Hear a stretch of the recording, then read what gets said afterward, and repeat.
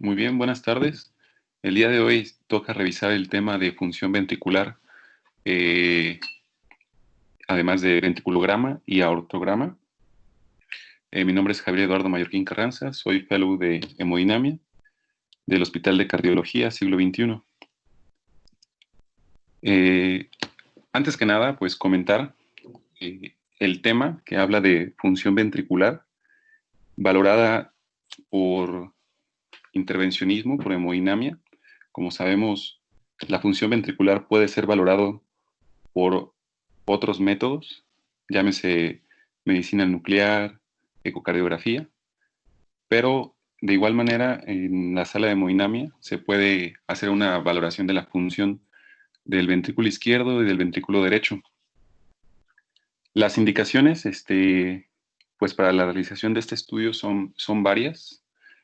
Como sabemos, pues alguna de las principales que compete a la cardiopatía isquémica, valoraríamos la movilidad de las diferentes regiones del ventrículo izquierdo, el tamaño e incluso si hubiese masas, tanto principalmente intracavitarias. Y otra indicación frecuente e importante es el valorar la insuficiencia mitral o la insuficiencia aórtica o la insuficiencia pulmonar. Incluso si se presentan defectos septales, ya sean congénitos o adquiridos, como bien puede ser una ruptura septal en un infarto. También es importante aclarar siempre antes de un procedimiento las contraindicaciones, entre las cuales, en el contexto de una cardiopatía isquémica, de un infarto agudo al miocardio, encontraríamos la falla cardíaca descompensada, condicionada a una elevación final diastólica del VI que impidiese hacer una inyección, o incluso que hubiese ya trombos en el ventrículo izquierdo por esa falta de movilidad, incluso a veces dilatación. Y una contraindicación importante sería la alergia al medio de contraste, que si bien podría ser una contraindicación, también se podría premedicar al paciente para la realización del estudio. Dentro de las complicaciones que podemos esperar son principalmente arritmias. Estas arritmias es importante aclarar que son frecuentes y que no presentan o no ameritan un tratamiento en ese momento, a no ser que sea una arritmia que comprometa la estabilidad. También es importante comentar la embolización, que esta puede ser por una mala técnica, si es por aire o incluso porque se formen trombos. Nuevamente las alergias, el fallo cardíaco y otra cosa que pudiese pasar es una infiltración al miocardio, una perforación que se pudiese presentar durante el procedimiento.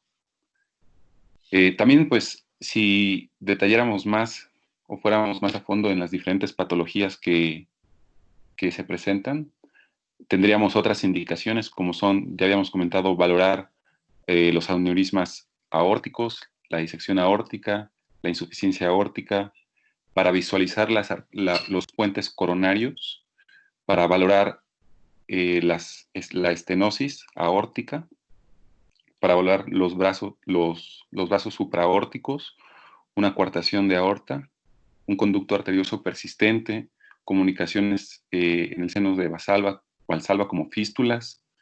Incluso se puede valorar o se podría hacer notar que existan neoplasias, tromboembolismo y alguna enfermedad inflamatoria arterial. Y pues como comentaba, igualmente las contraindicaciones que ya las dijimos. Las principales proyecciones en las cuales vamos a realizar tanto el ventriculograma como el aortograma son tres principalmente. Una proyección anteroposterior, como pueden ver, una proyección oblicua anterior izquierda y una proyección oblicua derecha, anterior derecha, perdón.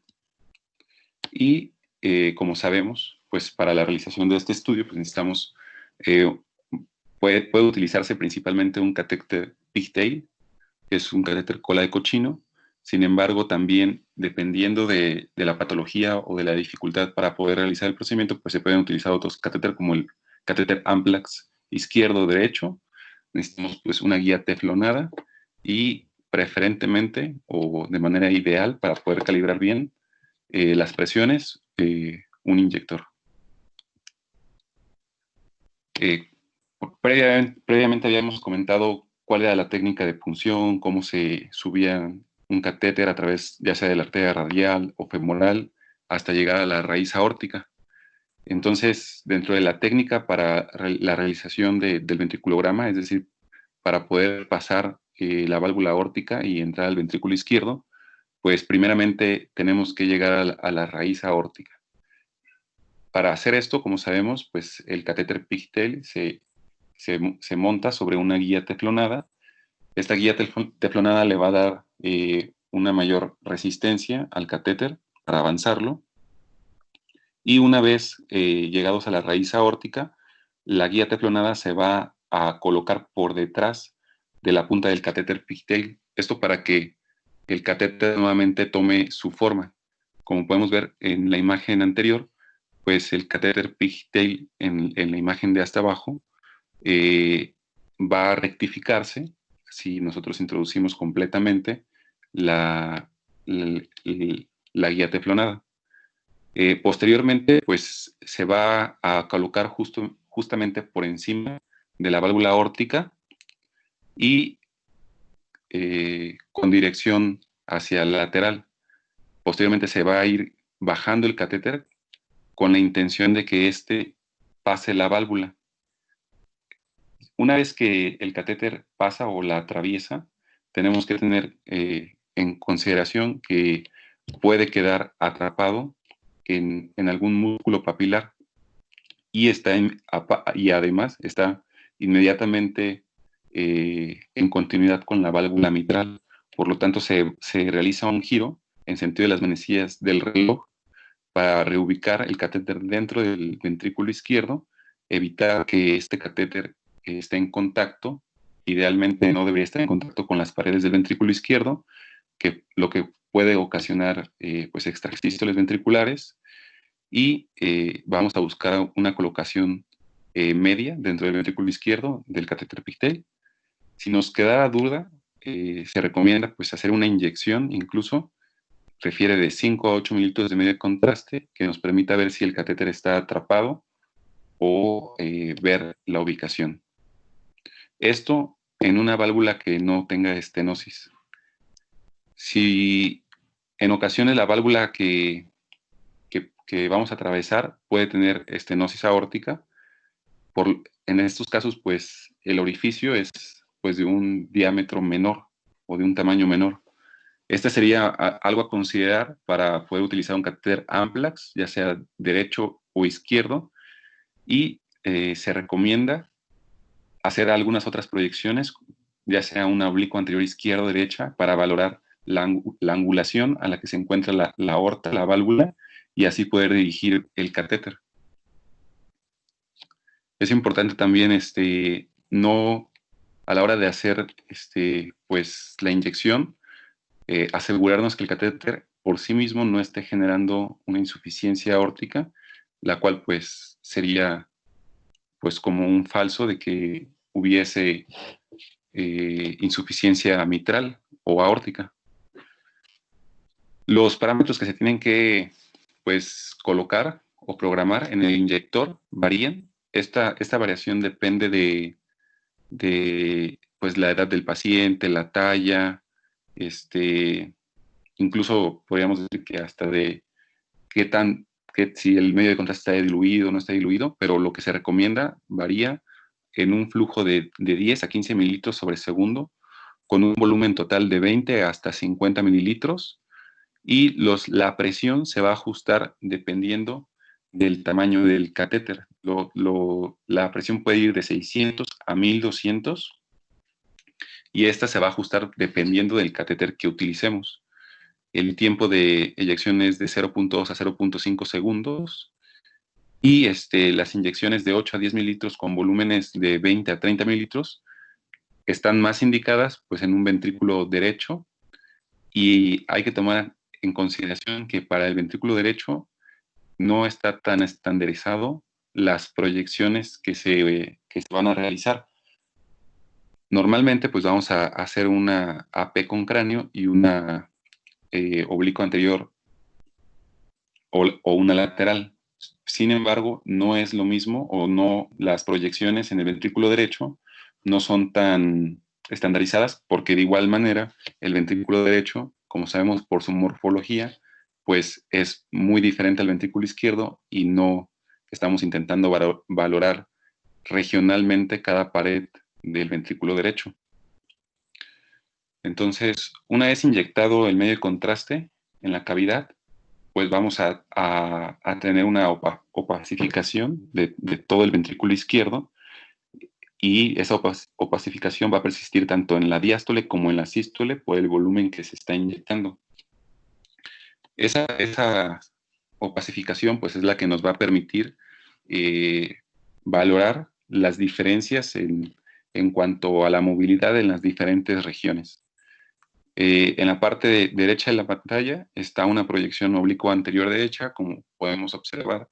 El ventrículo izquierdo está un poco más horizontalizado y en esta proyección pudiéramos dividir en 5 regiones las paredes del ventrículo izquierdo, que serían de superior a la derecha, sería anterobasal, anterolateral, apical, una región diafragmática o inferior y una región posterobasal.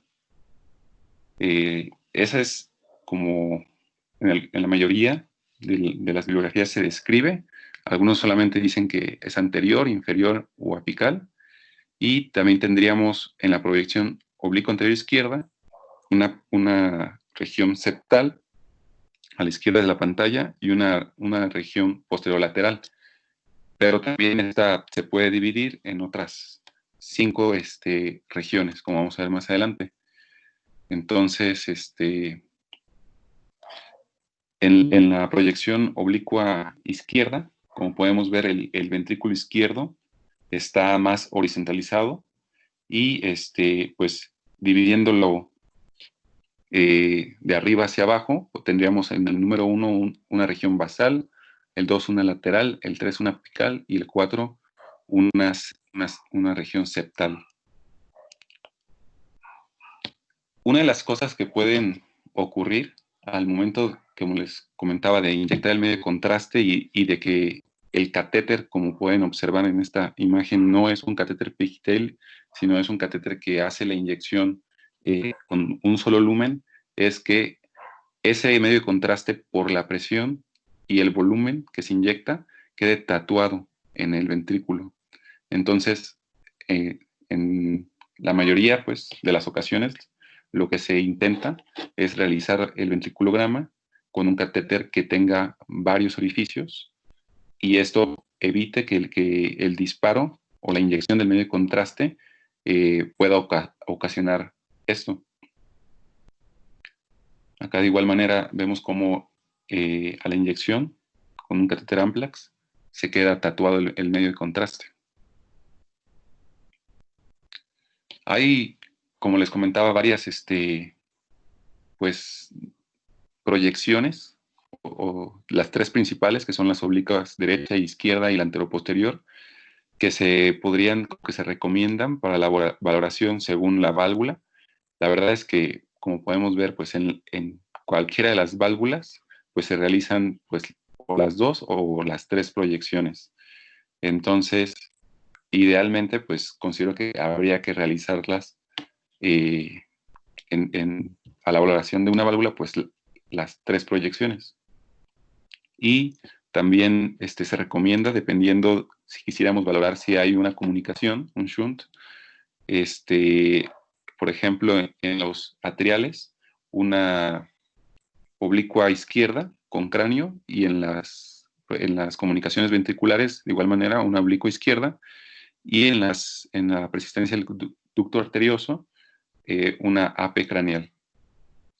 Y pues están a la parte de la derecha los lugares en los cuales se realiza pues, la inyección del medio de contraste.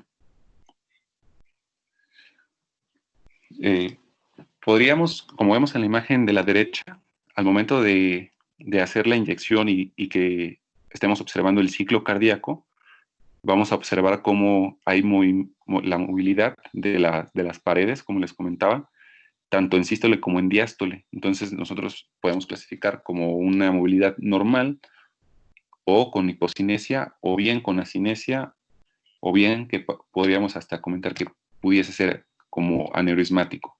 Y de igual manera, pues al momento de tener el catéter dentro del ventrículo izquierdo, o ambos, o dos catéteres, uno en el ventrículo izquierdo y uno en la aorta, pues vamos a tener las curvas de presión de ambas cavidades, las cuales, pues como sabemos, se van a graficar. Existen pues programas ya que están estandarizados para calcular tanto el volumen sistólico como la fracción de expulsión. Entonces, pues como sabemos, pues esto va a ser el volumen diastólico menos el sistólico dividido entre el diastólico por 100 para calcular la fracción de expulsión. O bien, si queremos solamente calcular un volumen latido, pues vamos a restarle el diastólico, perdón, el sistólico al diastólico y con eso tendríamos un volumen latido. Esto está estandarizado, está corregido, incluso hay factores de corrección, igual que en ecocardiografía. Habitualmente pues no lo utilizamos a la hora de clasificar al paciente en el daño miocárdico que pudiese tener, pero pues hay que aclarar que sí está estandarizado, incluso pues el software lo hace automáticamente y a la hora de realizar un cateterismo, si nosotros ponemos es una estimación de la función ventricular. Claro que cada método pues va a tener diferentes resultados y pues este no es el estándar de oro, pero eso no quiere decir que no esté estandarizado o no se pueda medir. Entonces acá pues lo podemos dividir, como sabemos, así mayor de 50% una fracción de expulsión conservada, de 0.45 a 50 una disminución ligera, de 0.30 a 45 moderada y menor a 30 severa. Y de igual manera podemos valorar si lo que presenta esa región es hipocinesia o asinesia, dependiendo del porcentaje de movilidad que se calcule en cada porción o cada región del ventriculograma. Entonces, incluso podríamos hablar de decir que sí está cinético o hipocinético, dependiendo del porcentaje que se obtuviera. Acá en la imagen de la izquierda, en la parte superior podemos observar un ventrículo izquierdo en el cual, como podemos ver, la excursión de la pared inferior y pterobasal es mínima. Entonces ahí se consideraría que es una porción que está asinética. Y eso de igual manera pues se grafica. Y en la parte, en la imagen número A, podemos ver cómo el ventrículo izquierdo tiene pues una movilidad homogénea en todas las regiones. Entonces, esto se hace de manera automática, está descrito y está la fórmula, pero lo importante es que el cálculo se hace con estas rejillas que pueden observar que se dibujan en el ventrículo izquierdo para trazar todo el endocardio. Es importante aquí decir que en este endocardio pues vamos a incluir los músculos papilares y para el volumen real se calcula, como les decía, grabando o haciendo una rejilla que se calibra a 1 centímetro y luego se hace una corrección, pues esto lo hacen de manera automática. Acá más adelante puse las diferentes fórmulas que se han utilizado para hacer este cálculo, una que se llama fórmula de Dodge y otra de Green. La verdad es que lo quise poner solamente para que supiéramos de dónde sale, de dónde viene el cálculo, pero pues no creo que lo hagamos, ¿no? Así de manera rutinaria.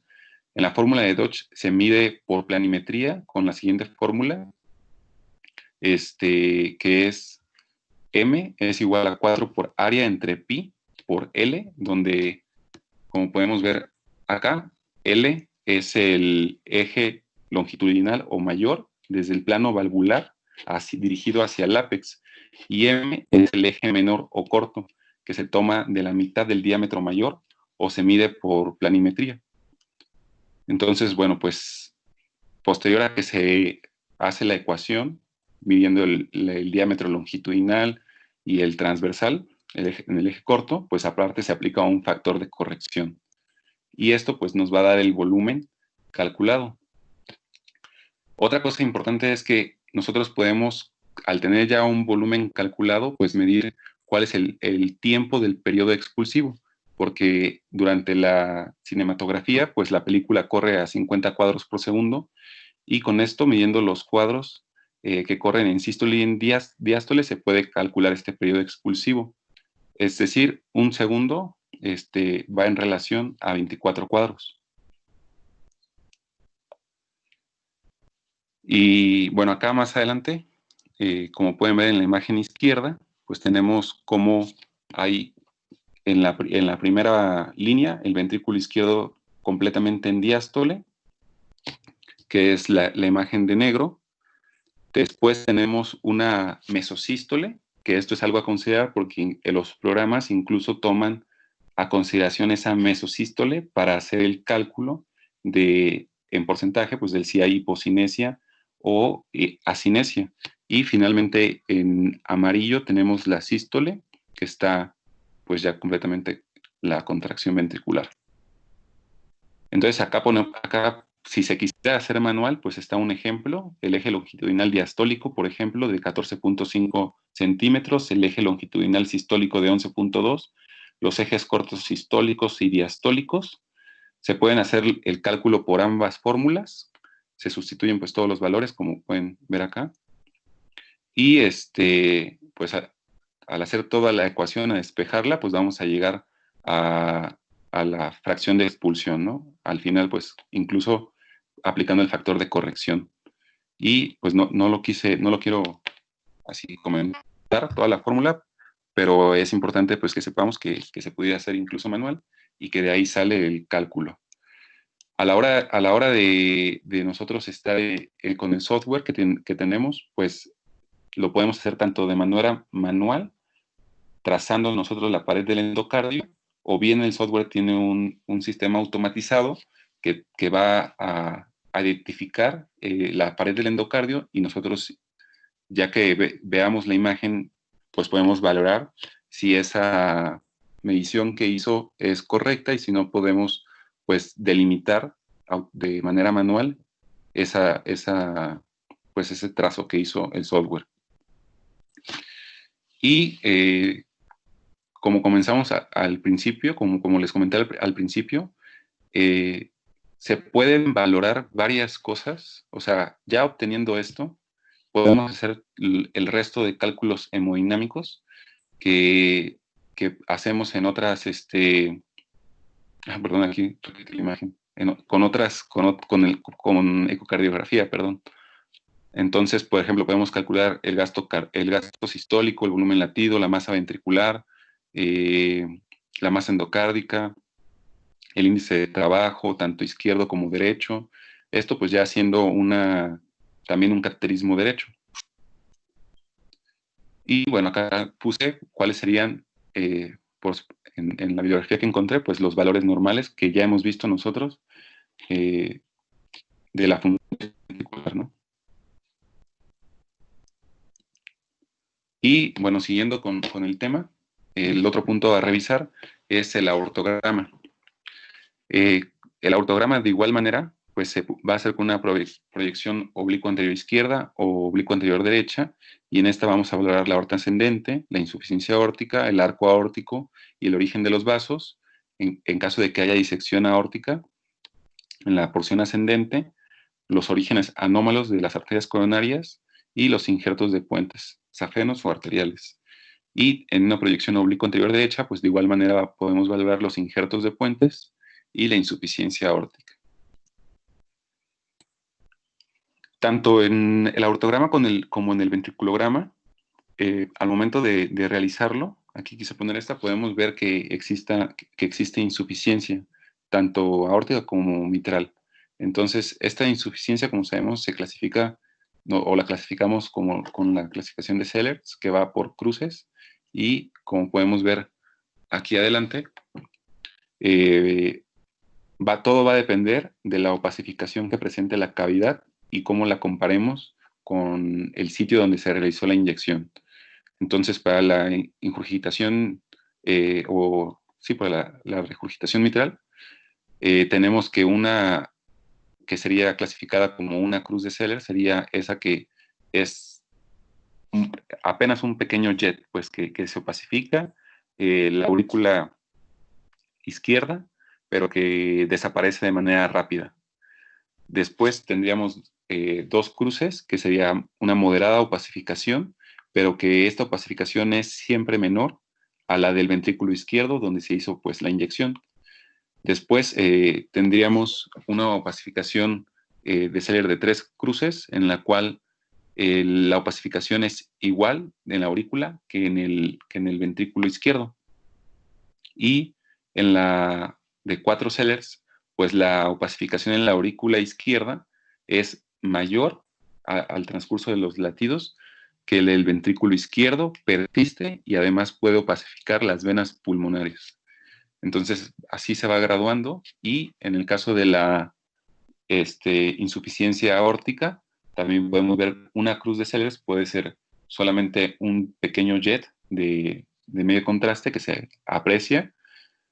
En el grado 2, podríamos ver un jet que opacifica el ventrículo, pero no es esa opacificación igual a la de la raíz aórtica. Y en el grado 3, la opacificación es igual a la de la raíz aórtica. Y por último, en el grado 4, la opacificación pues, es mayor en el ventrículo izquierdo y persiste. Los parámetros para programar la inyección en la raíz aórtica pues sería un flujo de 15 a 25 mililitros sobre segundo con volúmenes de 40 a 60. Pues esto depende también del tamaño, si la raíz aórtica está dilatada, de la estatura del paciente. Se hace a 15 cuadros sobre segundo con presiones que van de 600 a 1200, y pues las proyecciones que habíamos comentado, tanto la oblicua derecha como izquierda. Y en la imagen de la izquierda podemos ver pues una oblicua izquierda en la cual se está opacificada tanto la raíz aórtica como el ventrículo izquierdo. Y no sé si alcancen, pero apreciar, yo creo que sí. El catéter es un pigtail y está situado aproximadamente a 3 centímetros de la válvula. En la imagen de la izquierda podemos ver una aorta igualmente que está dilatada. No está ahí medido el diámetro, pero otra de las indicaciones, como sabíamos, es delinear los grandes vasos, y esto pues se va a lograr con la colocación proximal al origen de la arteria innominada, idealmente, cuando queramos valorar el arco aórtico. Y para optimizar la imagen de estos vasos, pues se puede realizar alguna angulación de la oblicua izquierda para ajustar o maximizar la elongación del arco aórtico y los vasos.